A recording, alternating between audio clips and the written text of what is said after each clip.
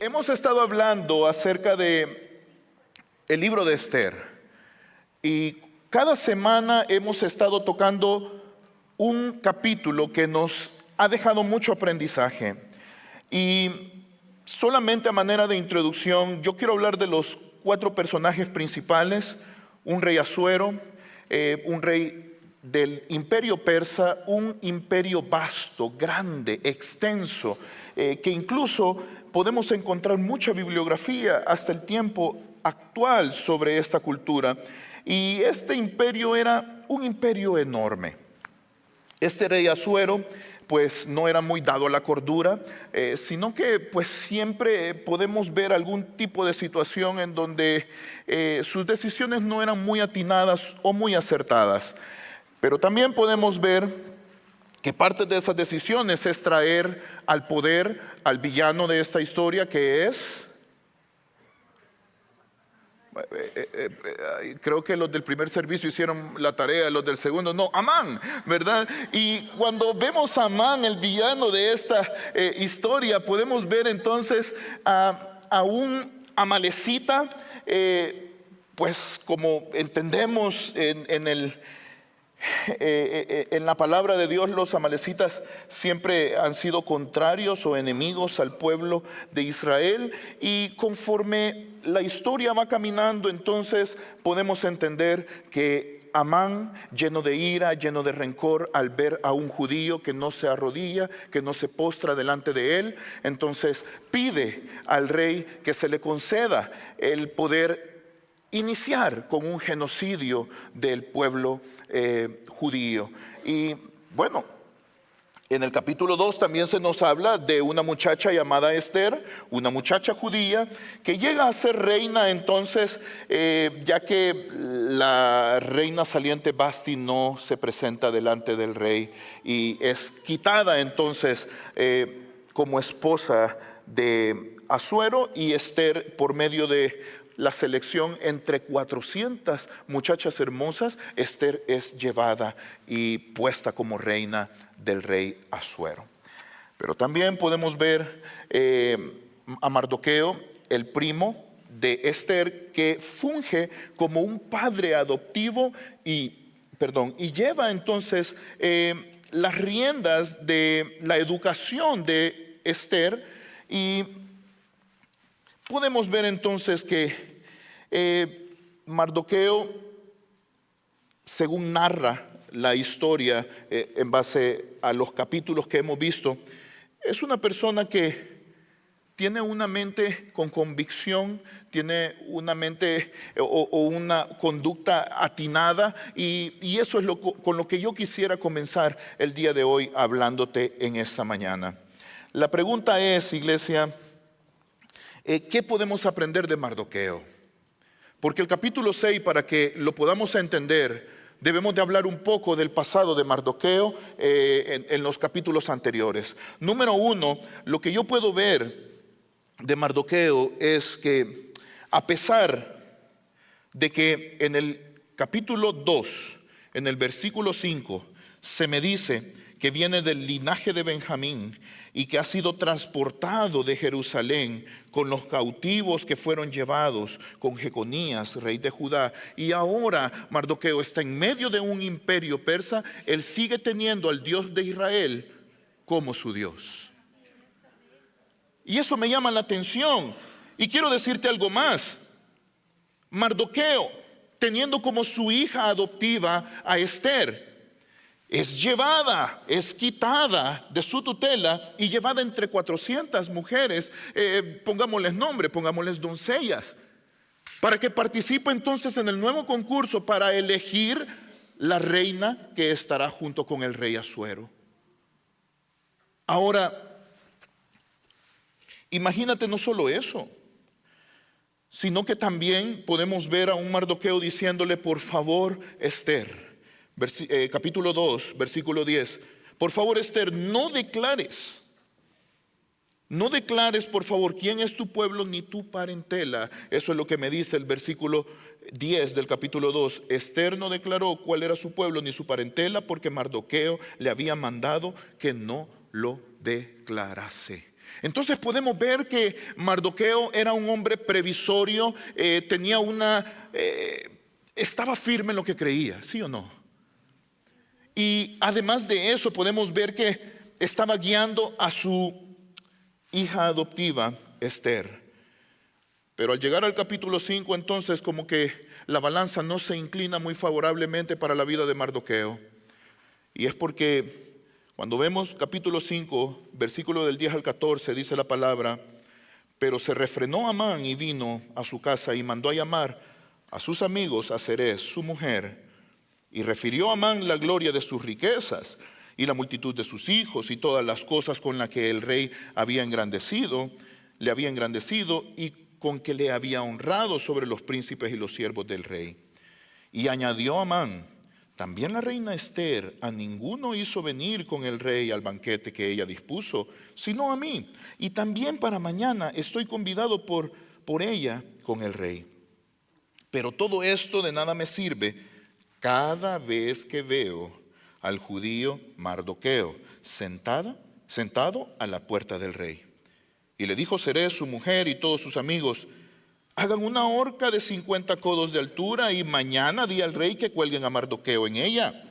Y entra alegre con el rey al banquete. Y agradó esto a los ojos de Amán e hizo preparar la horca. Entonces, como todos sabemos, ya la palabra previamente me ha descrito algunas cosas que han estado sucediendo. Una de ellas es que Mardoqueo no se humilló y no se arrodilló delante de Amán. Y esto llevó como consecuencia que Amán fuera delante del rey y le dijera: tú has puesto tu anillo real en mi mano, me has dado el poder, soy el segundo después de ti, por favor, concédeme que toda persona que traiga un judío y lo entregue para exterminarlo, podamos dar una recompensa para esa persona. Y el rey pues lo dispuso a bien, se generó un edicto y fue distribuido en las 127 provincias entonces del imperio persa, y ahora el imperio judío estaba en peligro. Pero lo que quiero decirte es que a pesar de todas las circunstancias que estaban pasando, a pesar que ya había pena de muerte sobre las cabezas de todas las personas judías, y a pesar de todo lo malo que estaba sucediendo, hay algo que podemos aprender de Mardoqueo en esta mañana. Y es lo siguiente: mantenernos firmes en nuestras convicciones. Amén. Quiero decírtelo nuevamente, amén. Si hay algo que podemos aprender de todo lo que hemos estado viendo a través de estos 5 capítulos, es que tú y yo podemos mantenernos firmes en nuestras convicciones. Porque Mardoqueo también en el capítulo 2 denunció un complot contra el rey, en donde 12 eunucos querían entregar la vida asesinar al rey, y él lo denuncia, no tomando en cuenta que su vida por denunciar a estos eunucos podía correr peligro.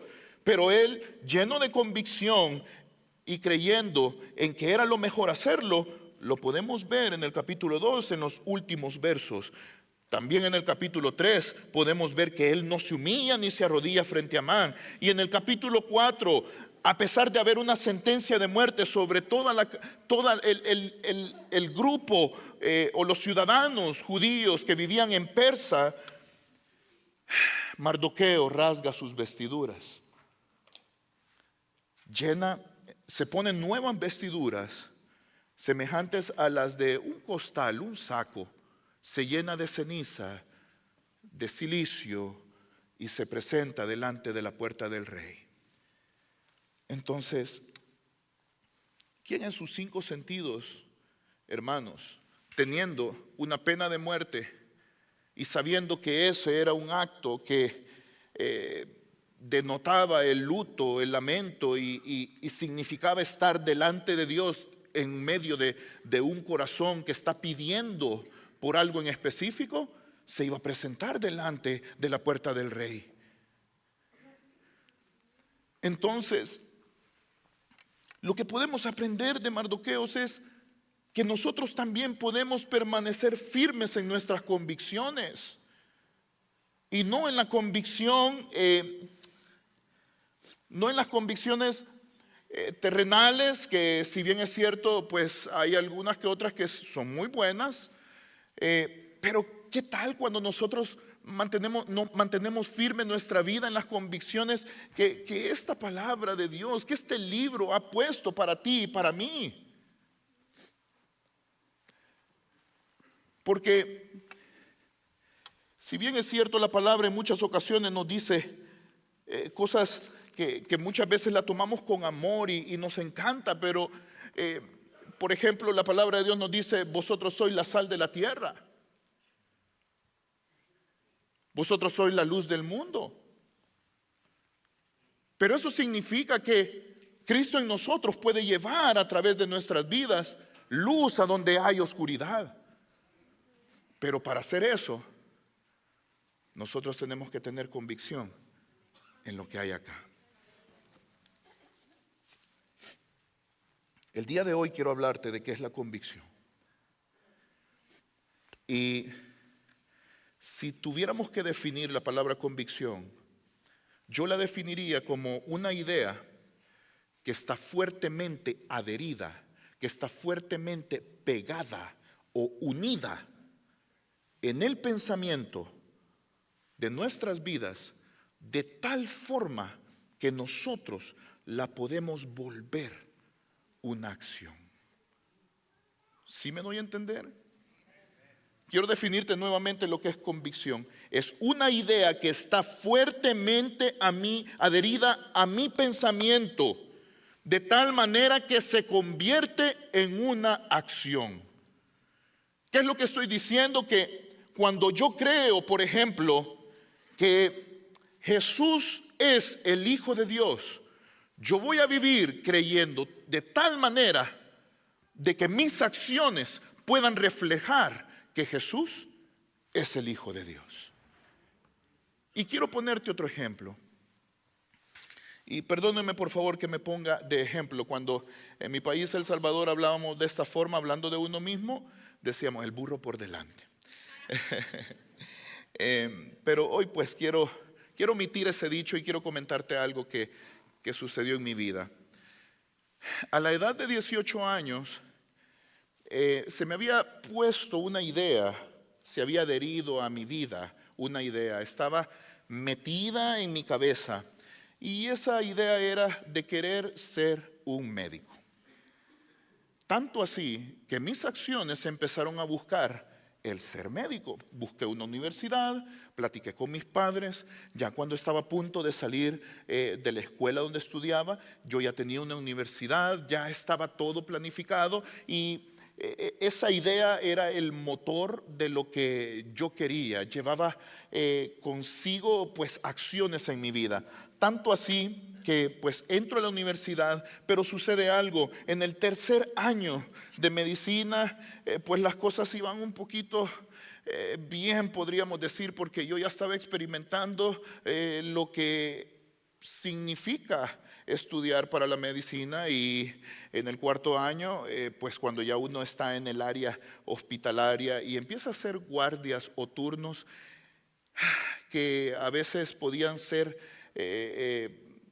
la guardia más un castigo, y podrías permanecer hasta 24 horas interno en el hospital ayudando o haciendo algo.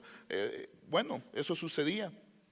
Me di cuenta que no era lo que yo esperaba estudiar medicina. Tanto así que ese pensamiento y esa creencia que me estaban llevando y motivando a hacer lo que estaba haciendo, empecé a dudar de todo eso. Empecé a pensar si era lo mejor, si era la mejor decisión que había tomado o no lo era. Entonces, bueno, conforme pasó el tiempo, creo que pues el Señor permitió que que pues saliera avante y logré culminar mi carrera. Pero yo quiero decirte algo, y esta es la comparación que quiero decirte en esta mañana. A veces la vida del cristiano te han dicho que serás victorioso, que todo lo puedes en Cristo porque Él te fortalece, que el Señor pelea por ti las batallas, y eso no es mentira, eso es una verdad que la palabra de Dios nos dice. Pero cuando estamos en problemas y alguien te dice, hermano, hermana, todo lo puedes en Cristo porque Dios te fortalece. Ay, Señor, si supiera cómo estoy. Hermana, hermanito, no se preocupe, el Señor va delante de usted peleando sus batallas. ¿Pero dónde? No lo veo, no lo escucho. ¿Qué está haciendo? Y es que en este punto de la historia del libro de Esther, tú y yo podríamos pensar algo. Y es lo siguiente: ¿cómo respondemos al silencio de Dios, tú y yo, cuando no escuchamos lo que Dios está haciendo, cuando no vemos lo que Dios está haciendo? Porque en este punto de la palabra, en el capítulo 5, vemos a un Amán que está empecinado y está con una convicción de exterminar con los judíos enorme. Y podemos ver también a un Mardoqueo que su vida corre riesgo. Ahora, ¿qué está haciendo Dios hasta este punto? ¿Por qué Dios guarda silencio? Y yo creo que esa ha sido la pregunta que tú y yo en algún momento de nuestras vidas nos hemos hecho. ¿Por qué Dios a veces guarda silencio? ¿Por qué Dios no contesta? Señor, ¿dónde estás? Porque no logro escucharte. Señor, ¿por qué en este momento tú estás lejano? Yo no te siento. Y no sé si solo sea yo, no sé si tú lo has experimentado, pero yo sí lo he experimentado. Y en Esther, en el capítulo, hasta el capítulo 5, creo que podríamos decir, y la pregunta sería, ¿cómo respondemos al silencio de Dios hasta este momento? Ahora, miremos lo que sucede entonces en el capítulo 6, en el versículo 1. Acompáñenme por favor a esta lectura que dice, versículo 1, aquella misma noche se le fue el sueño al rey y dijo que le trajesen el libro de las memorias y crónicas y que las leyeran en su presencia. Versículo 2, entonces hallaron escrito que Mardoqueo había denunciado el complot de Bigtán y de Teres, dos eunucos del rey de la guardia de la puerta, que habían procurado poner mano en el rey Asuero. Versículo 3. Y dijo el rey, ¿qué honra o qué distinción se hizo a Mardoqueo por esto? Y respondieron los sirvientes del rey, sus oficiales, nada se ha hecho con él. 4 y 5. Entonces dijo el rey, ¿quién está en el patio? Y Amán había venido al patio exterior de la casa real para hablarle al rey, para que hiciese colgar a Mardoqueo en la horca que él tenía preparada. Y los servidores del rey le respondieron, he aquí Amán está en el patio. Y el rey dijo, que entre.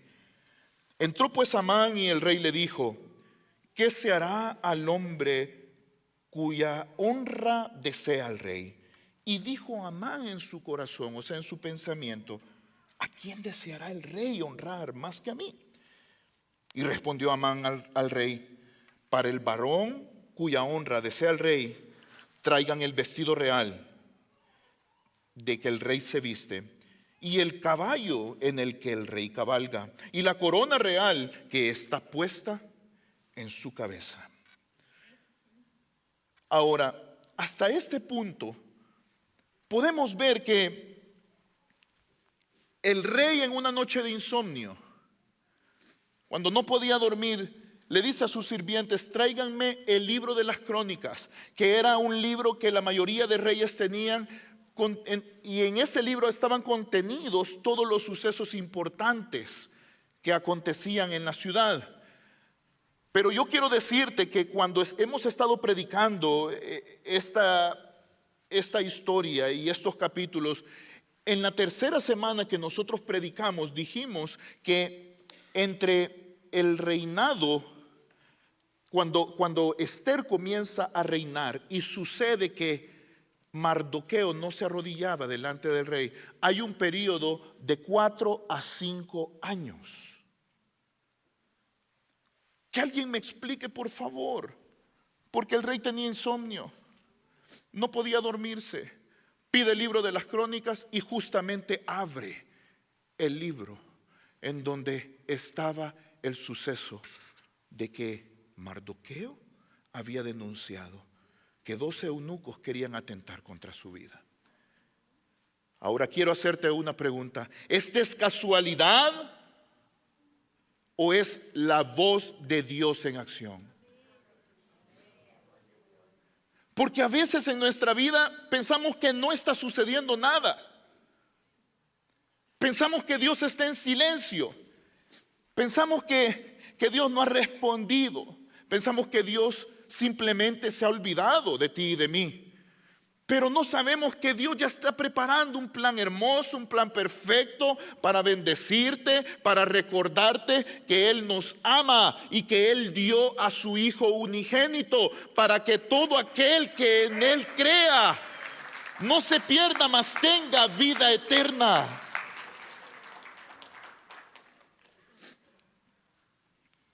Lo que me lleva a pensar, iglesia, es que yo quisiera a veces que el Señor hablara de la forma en como yo quiero. Y a veces mi pensamiento mete en una caja al Señor, porque yo pienso que el Señor va a responder justamente como yo quiero, con las palabras que yo quiero, en el tiempo que yo quiero y en la forma que yo quiero. Mas el Señor siempre responde sorprendiéndonos, despertándonos de noche, bendiciéndonos por medio de personas que ni nos imaginamos o ni siquiera pensábamos que existían. A veces utiliza personas que no son buenas ni convertidas, pero el Señor se vale de todo para preverse y bendecir a su pueblo. Y esa es la provisión de Dios, que Dios mismo se prevé de su cualidad, de su deidad, de su propiedad, como quieras llamarle, de Dios, para bendecir a su pueblo. Entonces, te hago nuevamente la pregunta: ¿es casualidad o es la voz de Dios en acción a través de esos versos? Versículo 10. Entonces el rey dijo a Amán: date prisa, toma el vestido y el caballo, como tú has dicho, y hazlo así con el judío Mardoqueo, que se sienta a la puerta real, y no omitas nada de lo que has dicho. ¿Casualidad o la voz de Dios en acción, iglesia? Versículo 11. Amán tomó el vestido y el caballo, vistió a Mardoqueo, lo vistió, por Dios, lo condujo al caballo por la plaza de la ciudad e hizo pregonar delante de él: así se hará al varón cuya honra desee al rey. Y yo sé que estas palabras son las que en ese tiempo, en ese momento, se estaban dando de parte de Amán, pregonándose en medio de una plaza. Pero yo quiero decirte algo: tú y yo, sin el poder del Espíritu Santo, no podemos hacer nada. Amén. Creo que estamos convencidos de eso. Amén. Por nuestras fuerzas no podemos hacer nada de lo que podríamos hacer en este lugar. Pero cuando tú y yo decidimos poner a Dios en el centro de nuestras vidas y que sea Dios el que haga según su voluntad y que dirija nuestras vidas según su voluntad, y que Él sea quien nos dé la fuerza para actuar según su voluntad, y que el Señor direccione nuestros pasos según su voluntad. Yo quiero darte estas palabras a ti. Yo sé que no fueron dadas para nosotros, pero así se hará con el varón cuya honra desea el Rey de reyes y Señor de señores. Porque quiero recordarte que esto lo dice la palabra, pero en una forma diferente. Mira lo que dice la palabra en Mateo 6:6. Mas tú cuando ores, entra en tu aposento y cerrada la puerta, ora a tu Padre que está en lo secreto. Y tu Padre que ve en lo secreto, te recompensará en público. El Señor honra a los que le honran. El Señor, hermanos, nos dice por medio de la palabra en Mateo 6:6 que si nosotros reconocemos que nosotros no podemos tener convicción en nuestras fuerzas, que nosotros no podemos caminar en nuestras fuerzas, en nuestra inteligencia, en nuestros deseos, y venimos en lo secreto y platicamos con Él y abrimos nuestro corazón, nos despojamos de toda vestidura, de rencor, de odio, de falsa humildad, de apariencia, y estamos desnudos delante de Dios y le decimos: Señor, yo te reconozco en lo secreto que tú eres mi Salvador y yo necesito de ti, Padre.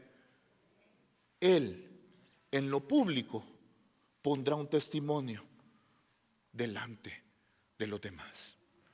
Y es lo que podemos ver entonces acá en esta historia con Mardoqueo.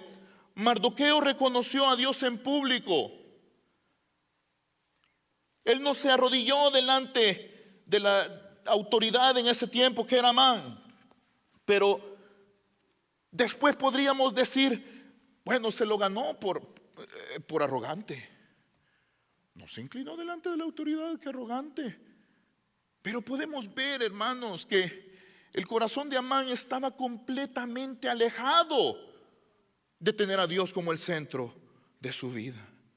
Ahora mi pregunta para ti es, entonces, ¿la convicción en Dios trae bendición a nuestras vidas o no? Y no estoy hablando de religión, porque en muchas ocasiones anteponemos cosas religiosas delante de nuestra vida. Yo no estoy hablando de religión, pero el día de hoy yo quiero decirte que reconocer a Dios en lo secreto, reconocerlo en lo público, reconocerlo cuando nadie te mira, reconocerlo en situaciones difíciles, reconocerlo en las tentaciones, reconocerlo en todo momento, Dios siempre traerá recompensa a nosotros, porque le estamos dando el espacio a Él para que obre en nosotros libremente.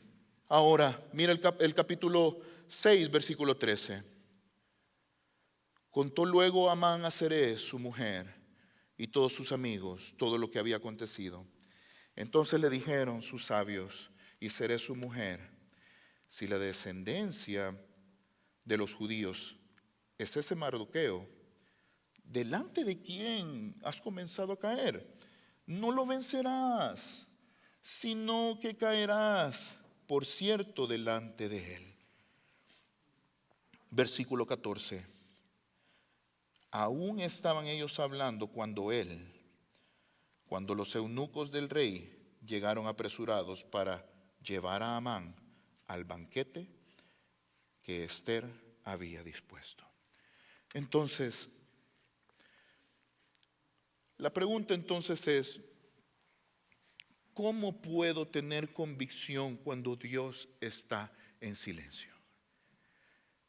¿Cómo puedo tener la convicción que Dios siempre está obrando? Pero es que a veces es difícil, podrán decir algunos.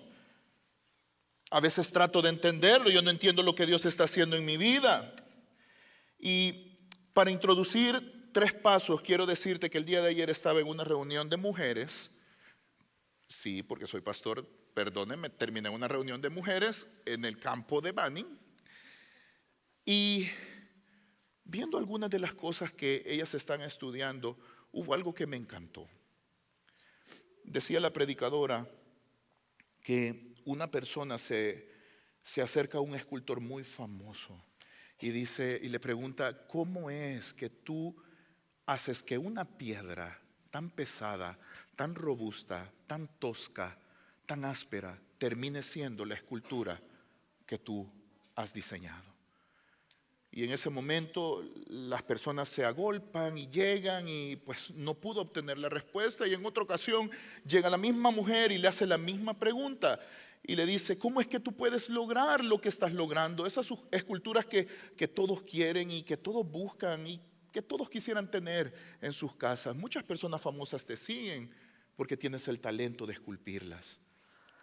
Y de repente aparecen más personas haciendo preguntas y la persona no puede responder. Pero un día esta persona espera a que todos se vayan y le hace la misma pregunta.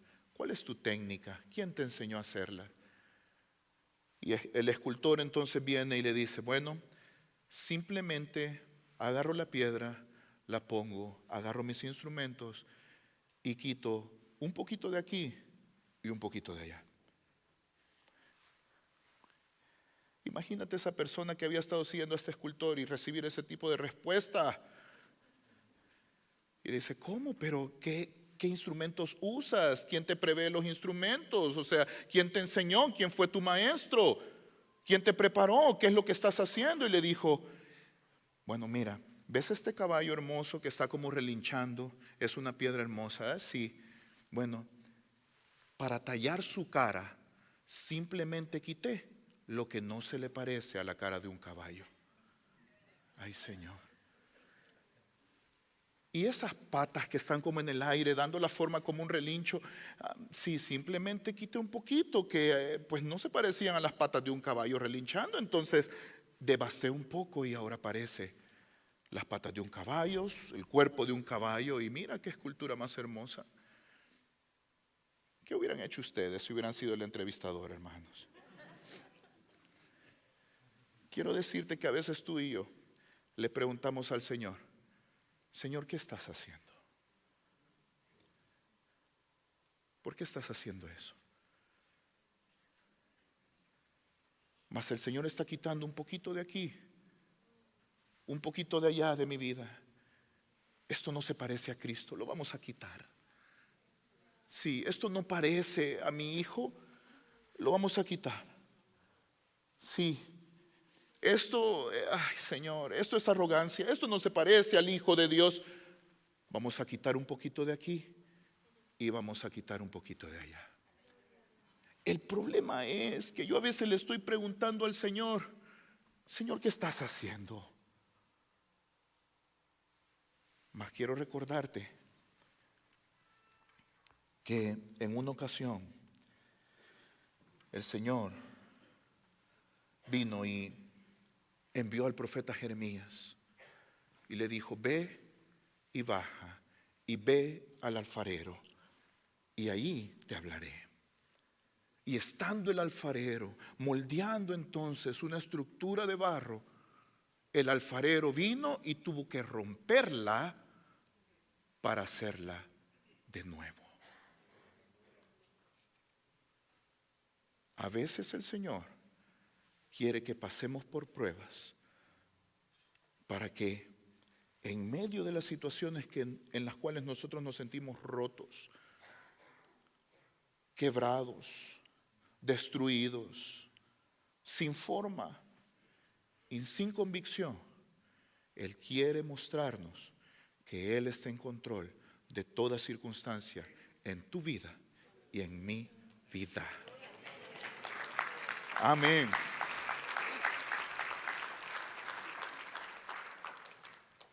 Y lamento mucho decirte que allí es cuando la convicción empieza a forjarse. Lamento mucho decirte que si yo no hubiera tenido problemas, no hubiera pasado por ciertas circunstancias, la convicción que ahora tengo en Dios no sería la misma. Probablemente el día de hoy, hermano, hermana, tú estés roto y has venido desesperado a este lugar. Pero quiero decirte que Dios simplemente quiere mostrarte que a pesar de cualquier circunstancia, enfermedad o problema, Jesús es la solución. Él puede hacernos de nuevo. Él puede moldear nuestra vida. Entonces, entendiendo ahora lo que es la convicción y el proceso en el que se forma, lo que podemos aprender del versículo capítulo 6 es que, número 1, Dios quiere que nosotros caminemos en humildad. Tenemos dos grandes ejemplos: Mardoqueo, una persona que caminó en la humildad de Dios, y Amán, que fue a la humillación porque la autoridad que tenía en su vida lo había arruinado. Ahora, yo quiero decirte que habemos muchas personas, y yo me tomo en cuenta que a veces el Señor nos dice: no, te voy a quitar un poquito de aquí y un poquito de acá para que parezcas más humilde. Amén. Y mira lo que dice Romanos 12 en el versículo 3. Digo pues, por la gracia que me es dada a cada cual que está entre vosotros, que no tengan más alto concepto de sí mismo que el que debemos tener, sino que cada quien piense de sí con cordura, conforme a la medida de fe que Dios repartió a cada uno. Y esto hizo mucho eco en mi corazón el día de ayer, porque pensar de mí con cordura: soy pecador, me equivoco, soy capaz de lastimar a otros, necesito de Dios, mi carne es débil, sin Cristo yo soy débil, en Cristo yo soy fuerte. Pero hay algo más importante: debo de pensar sobre mí mismo con cordura, sin tener más alto concepto de quién yo soy. Y esto me lleva a una conclusión: no buscar ser exaltado por mí mismo, porque entonces ahí la humildad se pierde. Y esto no solamente sucede acá en las cuatro paredes de una iglesia, esto también sucede en nuestros hogares, cuando pues estamos trabajando, el Señor provee, y de repente eso nos llena de arrogancia delante de nuestras esposas, esposos, hijos, amigos. Esto también se puede ver con el trato que tenemos con los demás. Si estás en una posición privilegiada dentro de la empresa donde tú trabajas, trata a los demás con amor y respeto, porque recuerda que el Señor está quitando un poco de aquí y de allá para que reflejemos a Cristo. Entonces, humildad.